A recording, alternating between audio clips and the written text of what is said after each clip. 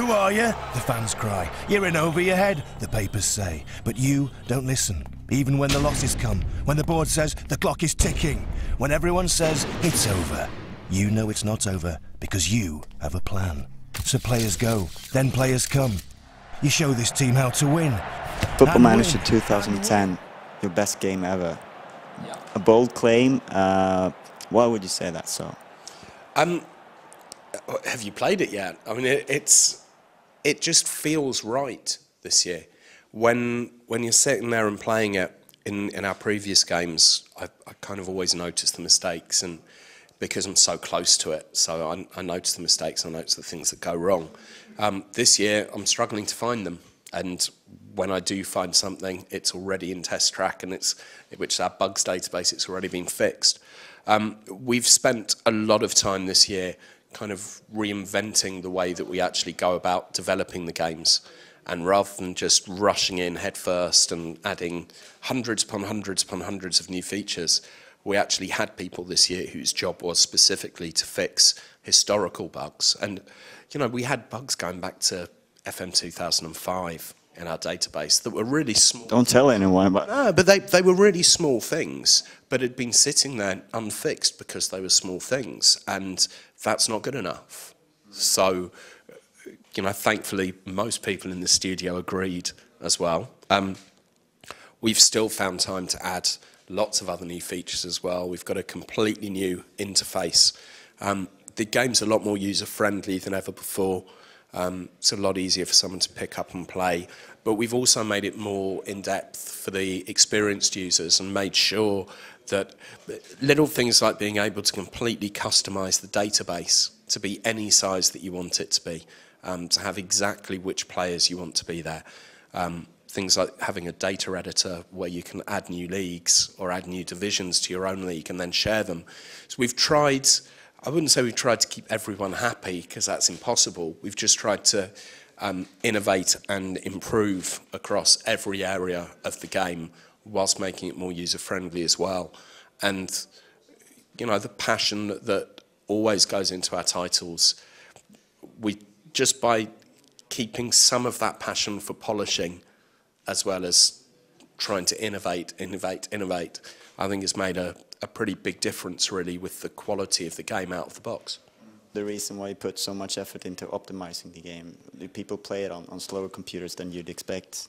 Yeah, I mean, there were not just people playing it on slower computers, but also people on faster computers. It wasn't fast enough. And, you know, we've done a lot of benchmarking and have stats going back from Football Manager 2005, and people talk about FM 2007 and 2008 being the best speeds with depth, then 9 got too slow. And I agree with them, and we all agree with them in the studio. So we've been monitoring the speed tests and having people not just optimizing, because normally optimizing means taking things away. We've actually been rewriting bits of slow code to make it more accurate and better, but faster. So it's a different way of doing it to how we've done so previously. And an example of that is the quick matches, which are the matches that aren't actually in your league. They're in other leagues that zip through when it's processing. We've completely rewritten those, and they've been kind of similar since FM 2005. They're now more accurate, they're now more based towards the actual players that you've got rather than the reputation of the club, but they're also twice as fast. And that's part of what has led to 45% speed increase between 2009 and 2010.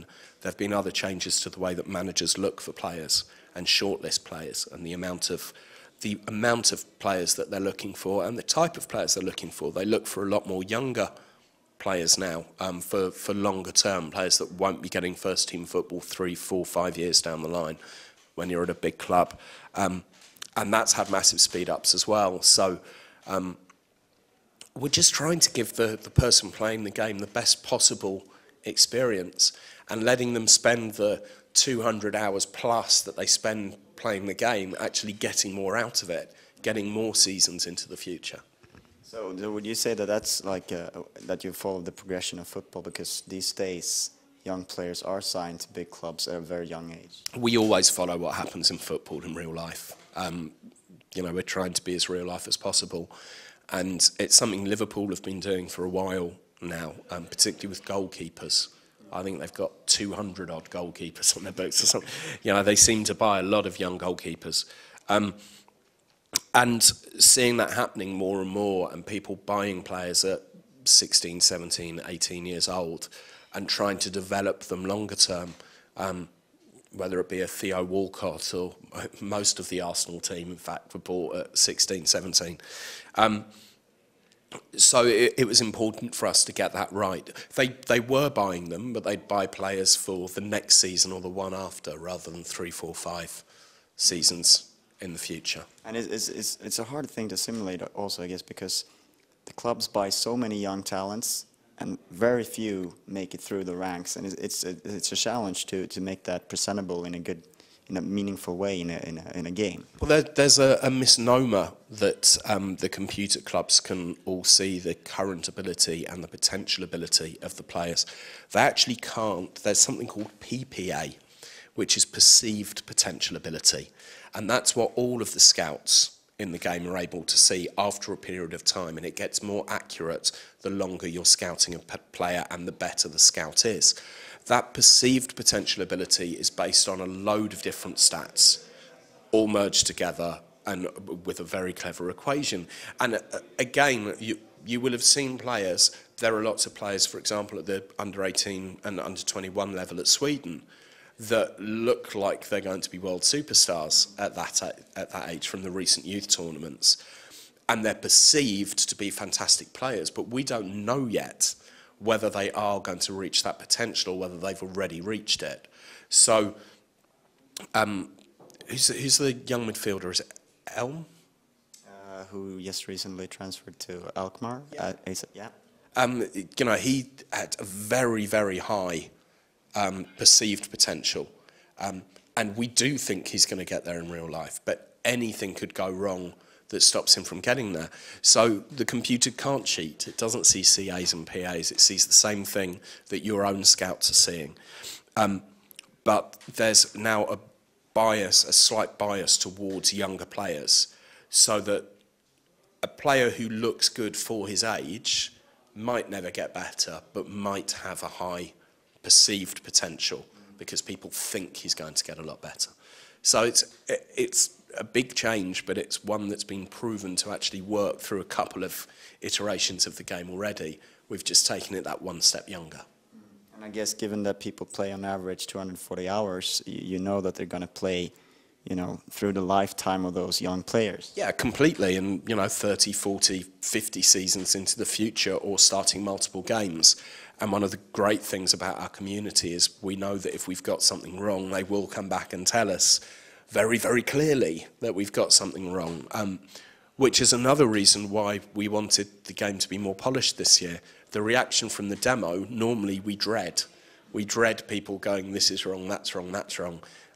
This year it seems to be, wow, this is really good. That being said, we're still going to fully support the game, and we'll still be doing multiple patch releases and data updates throughout its life cycle to make sure that we're keeping everything as up to date as possible. All right, thank you very much for your time. Cheers. Now it's the world taking notice. Now it's your chance on the world's biggest stage. This is your moment, your time. Time stands still. Now it's your team's colours filling the air, and it's you holding the cup. You who did what no one else could have done.